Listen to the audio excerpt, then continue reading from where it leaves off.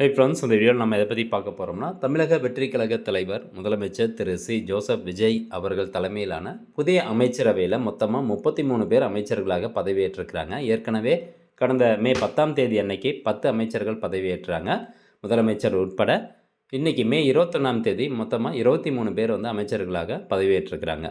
So மொத்தமாக பார்த்தீங்கன்னா காங்கிரஸ் உட்பட எல்லாமே சேர்த்து 33 அமைச்சர்கள் பதவியேற்றிருக்கிறாங்க. அந்த அமைச்சர்களினுடைய பெயர் பட்டியல், அதே மாதிரி அவங்க எந்த தொகுதியில் நின்று ஜெயிச்சிருக்காங்க, அவங்களுக்கான ஒதுக்கப்பட்ட இலாக்காக்கள், அதாவது துறைகளில் என்னென்ன அப்படிங்கிற முழுமையான தகவல் தான் இந்த வீடியோவில் பார்க்க போகிறோம். ஸோ கடந்த மே 10ஆம் தேதி அன்னைக்கு முதலமைச்சர் உட்பட முதற்கட்டமாக 10 அமைச்சர்கள் பதவியேற்றாங்க. அவங்களுடைய பெயர் பட்டியல் பார்க்கலாம். முதலாவதாக முதலமைச்சர் திரு சி ஜோசப் விஜய் அவர்கள். அவர் போட்டியிட்ட தொகுதி பெரம்பூர். அவருக்கு ஒதுக்கப்பட்ட அந்த துறை பார்த்திங்கன்னா பொது நிர்வாகம், உள்துறை, காவல்துறை, ஐஏஎஸ், ஐபிஎஸ். இரண்டாவதாக திரு கே.ஏ. செங்கோட்டையன் அவர்கள். தொகுதி கோபிச்செட்டிப்பாளையம். துறை பார்த்திங்கன்னா நிதித்துறை, வருவாய் மற்றும் பேரிடர் மேலாண்மை மற்றும் ஓய்வூதியம். மூன்றாவதாக பார்த்திங்கன்னா திரு ஆதவ் அர்ஜுனா அவர்கள். தொகுதி வில்லிவாக்கம். அவருக்கு ஒதுக்கப்பட்ட துறை பொதுப்பணித்துறை மற்றும் விளையாட்டு மேம்பாட்டுத்துறை. அடுத்தபடியாக திரு என் ஆனந்த். அவர் புசி ஆனந்த் அப்படின்னு சொல்லுவாங்க. அவருக்கு ஒதுக்கப்பட்ட துறை பார்த்திங்கன்னா ஊரக வளர்ச்சி மற்றும் நீர் வழங்கல் துறை. அவர் போட்டியிட்டு வென்ற தொகுதி தியாகராய நகர். அடுத்தபடியாக டாக்டர் கேஜி அருண்ராஜ் அவர்கள். தொகுதி திருச்செங்கோடு. துறை மக்கள் நல்வாழ்வு, மருத்துவ கல்வி மற்றும் குடும்ப நலத்துறை. அடுத்தபடியாக திருமதி எஸ் கீர்த்தனா அவர்கள்.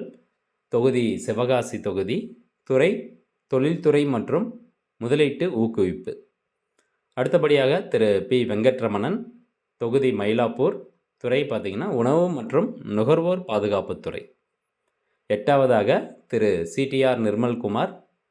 அவர் போட்டியிட்டு வென்ற தொகுதி திருப்பரங்குன்றம். அவருக்கு ஒதுக்கப்பட்ட துறை மின்சாரம், எரிசக்தி மற்றும் சட்டத்துறை. அடுத்ததாக திரு ராஜ்மோகன் அவர்கள். தொகுதி எழும்பூர் தொகுதி. துறை பள்ளிக்கல்வி, தமிழ் ஆட்சி மொழி மற்றும் தமிழ் பண்பாட்டுத்துறை. அடுத்தபடியாக டாக்டர் டி.கே. பிரபு. அவர்களுக்கு ஒதுக்கப்பட்ட துறை இயற்கை வளங்கள், கனிமங்கள் மற்றும் சுரங்கத்துறை. தொகுதி காரைக்குடி தொகுதி. இப்போது மே 21ஆம் தேதி அன்னைக்கு புதிய அமைச்சர்களாக 23 பேர் பதவியேற்றிருக்காங்க. அவங்களுடைய லிஸ்ட் அப்படியே பார்க்கலாம். திரு என் மரியா வில்சன். தொகுதி ஆர்கே நகர் தொகுதி. துறை நிதி திட்டம் மற்றும் வளர்ச்சித்துறை. அடுத்தபடியாக திரு பி விஸ்வநாதன். அவர் காங்கிரஸ் கட்சியை சேர்ந்தவர். 59 ஆண்டுகளுக்கு பிறகு காங்கிரஸ் கட்சி இப்போ தான் தமிழ்நாடு அமைச்சரவையில் பங்கேற்கிறாங்க. தொகுதி மேலூர் தொகுதி. அவருக்கு ஒதுக்கப்பட்ட துறை உயர்கல்வித்துறை. அடுத்தபடியாக திரு எஸ் ராஜேஷ்குமார். இவரும் காங்கிரஸ் கட்சியை சார்ந்தவர். தொகுதி கிள்ளியூர். ஒதுக்கப்பட்ட துறை சுற்றுலாத்துறை. அடுத்தபடியாக திரு ஏ ஸ்ரீநாத். தொகுதி தூத்துக்குடி. துறை மீன்வளம் மற்றும் மீனவர் நலத்துறை. நெக்ஸ்ட்டு திருமதி எஸ் கமலி. தொகுதி அவினாசி. இவங்களுக்கு ஒதுக்கப்பட்ட துறை கால்நடை மற்றும் பராமரிப்புத்துறை. அடுத்தபடியாக திருமதி சி விஜயலட்சுமி அவர்கள். தொகுதி குமாரபாளையம். ஒதுக்கப்பட்ட துறை பால்வளம் மற்றும் டைரி மேம்பாட்டுத்துறை. நெக்ஸ்ட்டு திரு ஆர்வி ரஞ்சித்குமார். தொகுதி காஞ்சிபுரம். ஒதுக்கப்பட்ட துறை வனத்துறை மற்றும் வனவிலங்கு பாதுகாப்பு. நெக்ஸ்ட்டு திரு ஆர் வினோத். தொகுதி கும்பகோணம். துறை வேளாண்மை மற்றும் விவசாயிகள் நலத்துறை. நெக்ஸ்ட்டு திரு வி.கே. ராஜு. இவர் போட்டியிட்டு வென்ற தொகுதி திருவாடானை. துறை சுற்றுச்சூழல் மற்றும் காலநிலை மாற்றத்துறை. நெக்ஸ்ட்டு 20ஆவதாக பார்த்திங்கன்னா திரு பி ராஜ்குமார் அவர்கள். தொகுதி கடலூர். இவருக்கு ஒதுக்கப்பட்ட துறை வீட்டு வசதி மற்றும் நகர்ப்புற வளர்ச்சித்துறை. நெக்ஸ்ட்டு திரு வி காந்திராஜ். தொகுதி அரக்கோணம். இவருக்கு ஒதுக்கப்பட்ட துறை கூட்டுறவுத்துறை. அடுத்தபடியாக திரு பி மதன்ராஜா. தொகுதி ஒட்டப்பிடாரம். இவருக்கு ஒதுக்கப்பட்ட துறை பார்த்திங்கன்னா குறு சிறு மற்றும் நடுத்தர தொழில்கள், எம்எஸ்எம்இ அப்படின்னு சொல்லுவாங்க.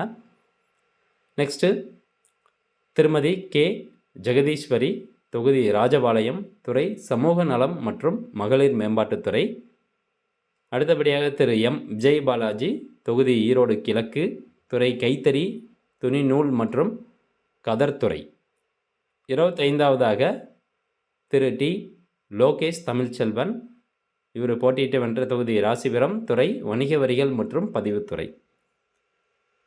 நெக்ஸ்ட்டு திரு ஏ விஜய் தமிழன் பார்த்திபன், தொகுதி சேலம் தெற்கு, துறை போக்குவரத்து துறை ஒதுக்கியிருக்காங்க. அடுத்தபடியாக திரு எஸ் ரமேஷ், தொகுதி ஸ்ரீரங்கம், இவருக்கு ஒதுக்கப்பட்ட துறை இந்து சமய அறநிலைத்துறை. அடுத்தபடியாக திரு ஆர் குமார், தொகுதி வேளச்சேரி, துறை செயற்கை நுண்ணறிவு, ஏஐ, தகவல் தொழில்நுட்பம் மற்றும் டிஜிட்டல் சேவைகள். 29ஆக திரு கே தென்னரசு அவர்கள், தொகுதி ஸ்ரீபெரும்புதூர், ஒதுக்கப்பட்ட துறை வெளிநாடு வாழ் தமிழர்கள் நலத்துறை. 30ஆவதாக திரு வி சம்பத்குமார், தொகுதி கோவை வடக்கு, துறை பார்த்திங்கன்னா பிற்படுத்தப்பட்டோர் நலத்துறை. அடுத்தபடியாக 31 திரு ஜே முகமது பர்வாஸ், தொகுதி அறந்தாங்கி, துறை தொழிலாளர் நலன் மற்றும் திறன் மேம்பாட்டுத்துறை. 32ஆவதாக திரு டி சரத்குமார், தொகுதி தாம்பரம், துறை மனிதவள மேலாண்மை துறை. கடைசியாக 33 திரு கே விக்னேஷ், தொகுதி கிணத்துக்கடவு, துறை மதுவிலக்கு மற்றும் ஆயத்தீர்வைத்துறை. ஸோ தலைநகர் சென்னையைச் சேர்ந்த 7 சட்டமன்ற உறுப்பினர்களுக்கு இந்த அமைச்சரவையில் பிரதிநிதித்துவம் அளிக்கப்பட்டுள்ளது என்பது குறிப்பிடத்தக்கது அப்படின்னு சொல்லியிருக்காங்க. ஸோ முதலமைச்சர் உட்பட 7 சட்டமன்ற உறுப்பினர்களுக்கும் அமைச்சரவையில் இடம்பெற்றிருக்கிறாங்க. ஓகே ஃப்ரெண்ட்ஸ், இந்த தகவல் நிறைய பேர் ஷேர் பண்ணுங்கள். மீண்டும் அடுத்த ஒரு நல்ல பதிவில் சந்திக்கலாம். நன்றி, வணக்கம்.